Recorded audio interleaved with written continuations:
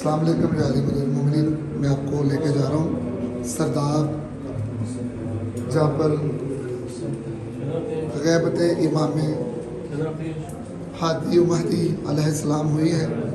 मशीयत इलाही से, हुक्म इलाही से मेरे मौला जहाँ से गैबत में गए हैं, ये वो मकाम है। या बक़ियतुल्लाह या रज़िया। इंशाल्लाह मेरे इमाम जब आएंगे इंशाल्लाह हम भी अपने इमाम के साथ होंगे। लब्बैक या इमाम, लब्बैक या इमाम। ग़ैबत इमाम मेहदी अलैहिस्सलाम सामरा में है ये।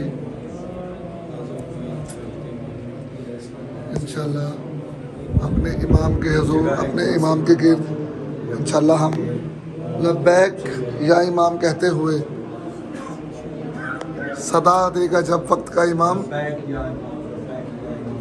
अल्लाहुम्मा सल्ली अला मोहम्मद व आले मोहम्मद। सदा देगा जब वक्त का इमाम। कब्रों से लोग पुकारेंगे लब्बैक या हुसैन, लब्बैक या हुसैन।